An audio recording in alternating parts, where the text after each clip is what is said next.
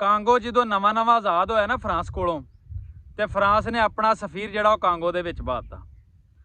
ਹੁਣ ਸਫੀਰ ਬਾਹਰ ਨਿਕਲਿਆ ਤੇ ਉਹਨਾਂ ਦਾ ਕੋਈ ਅੱਗੋਂ ਰਵਾਇਤੀ ਖਾਨਦਾਨ ਕਾਂਗੋ ਵਾਲਿਆਂ ਦਾ ਆ ਰਿਹਾ ਸੀ, ਢੋਲ ਟਾਲ ਤੇ ਵਾਜੇ ਛਾਜੇ ਵਜਾਉਂਦਿਆਂ, ਤੇ ਉਹ ਆਦਮਖੋਰ ਖਾਨਦਾਨ ਸੀ, ਬੰਦੇ ਖਾਣ ਵਾਲੀ ਕੌਮ ਸੀ। ਉਹ ਸਫੀਰ ਸਾਹਿਬ ਨੂੰ ਲੱਗਾ ਕਿ ਮੇਰੇ ਇਸਤਕਬਾਲ ਦੇ ਵਿੱਚ ਨੇ, ਲੇਕਿਨ ਉਹਨਾਂ ਨੇ ਫੜਿਆ ਸਫੀਰ ਨੂੰ ਤੇ ਬੰਨ੍ਹ ਕੇ ਉਹਦੀਆਂ ਬਣਾਈਆਂ ਬੋਟੀਆਂ ਤੇ ਖਾ ਗਏ। ਜਦੋਂ ਉਹ ਗੱਲ ਫਰਾਂਸ ਦੇ ਵਿੱਚ ਪਤਾ ਲੱਗੀ ਨਾ ਕਿ ਸਾਡਾ ਸਫੀਰ ਖਾ ਗਏ ਨੇ, ਤੇ ਉਹਨਾਂ ਨੇ ਨਾ ਆਲਮੀ ਅਦਾਲਤ ਦੇ ਵਿੱਚ ਜਾ ਕੇ ਤੇ $1 ਮਿਲੀਅਨ ਦਾ ਜੁਰਮਾਨਾ ਉਹਨਾਂ ਨੂੰ ਕਰ ਦਿੱਤਾ। ਹੁਣ ਕਾਂਗੋ ਕੋਲ ਤੇ ਵਿਚਾਰਾ ਨਵਾਂ ਨਵਾਂ ਆਜ਼ਾਦ ਹੋਇਆ ਸੀ, ਖਾਣ ਨੂੰ ਕੋਈ ਸ਼ੈ ਨਹੀਂ ਸੀ, ਉਹਨਾਂ ਵਿਚਾਰਿਆਂ ਨਾਲ ਤੇ ਉਹੀ ਹਿਸਾਬ ਬਣਿਆ ਨਾ ਵੀ ਟਿੰਡ ਕਰਵਾਈ ਤੇ ਉੱਤੋਂ ਗੜੇ ਆ ਗਏ।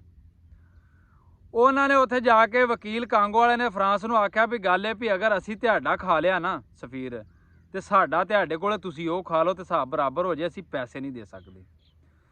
ਇਹ ਮੈਂ ਇਵੇਂ ਆਖਣਾ ਚਾਹੁੰਦਾ IMF ਨੂੰ, ਅਮਰੀਕਾ ਨੂੰ, ਜਿਹੜੇ ਬੈਂਕ ਨੇ, ਆਲਮੀ ਬੈਂਕ ਜਿਹੜੇ ਨੇ, ਉਹਨਾਂ ਨੂੰ ਵੀ ਜਿਨ੍ਹਾਂ ਮੁਲਕਾਂ ਕੋਲੋਂ ਕਰਜ਼ਾ ਲਿਆ ਸਾਡਿਆਂ ਸਿਆਸਤਦਾਨਾਂ, ਇਹਨਾਂ ਦੇ ਵਿੱਚ ਕੋਈ ਵੀ ਪਾਕਿਸਤਾਨ ਦਾ ਸ਼ਹਿਰੀ ਕਰਜ਼ਾ ਲੈਣ ਨਹੀਂ ਗਿਆ। ਸਭ ਇਹ ਸਿਆਸਤਦਾਨ ਗਏ ਨੇ, ਜਿਹੜੇ ਰਵਾਇਤੀ ਸਿਆਸਤਦਾਨ ਸਾਡੇ ਮੁਲਕ ਤੇ ਸਿਆਸਤ ਕਰਦੇ ਨੇ ਪਿਛਲੇ 75 ਸਾਲ ਤੋਂ ਇਹ ਹੀ ਗਏ ਨੇ, ਬਾਕੀ ਕੋਈ ਬੰਦਾ ਨਹੀਂ ਗਿਆ, ਆਮ ਸ਼ਹਿਰੀ ਨਹੀਂ ਗਿਆ ਕਰਜ਼ਾ ਲੈਣ ਵਾਸਤੇ।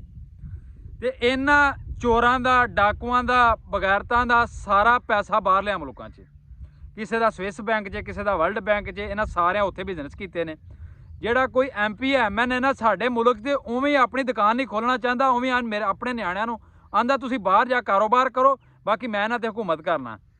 ਤੇ ਮੈਂ ਇਹਨੂੰ ਅਮਰੀਕਾ ਤੇ IMF ਨੂੰ ਕਹਿਣਾ ਚਾਹੁੰਦਾ ਕਿ ਸਾਡੇ ਕੋਲ ਕਰਜ਼ਾ ਦੇਣ ਜੋਗੀ ਕੋਈ ਗੁੰਜਾਇਸ਼ ਨਹੀਂ, ਅਸੀਂ ਤੁਹਾਡਾ ਕਰਜ਼ਾ ਨਹੀਂ ਲਾ ਸਕਦੇ।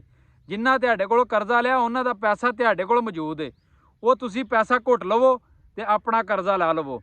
ਬਾਅਦ 'ਚ ਅਗਰ ਮਰ ਗਏ, ਰਹਿਣਾ ਇਹਨਾਂ ਕੋ ਨਹੀਂ, ਮਾਰੇ ਨਾ ਜਾਣਾ, ਤੇ ਇਨਸ਼ਾਅੱਲਾ ਇਹਨਾਂ ਦਾ ਖਾਤਮਾ ਵੀ ਜਲਦੀ ਹੋ ਜਾਣਾ। ਤੇ ਅਸੀਂ ਕਰਜ਼ਾ ਤੁਹਾਡਾ ਕੋਈ ਨਹੀਂ ਜੇ ਦੇਣਾ, ਇਹਨਾਂ ਕੋਲੋਂ ਹੀ ਲੈਣਾ ਜੇ, ਜਿਨ੍ਹਾਂ ਨੂੰ ਦਿੱਤਾ ਜੇ, ਸਾਡੇ ਕੋਲੋਂ ਨਾ ਮੰਗਣ ਆਇਆ ਦੁਬਾਰਾ ਹੁਣ।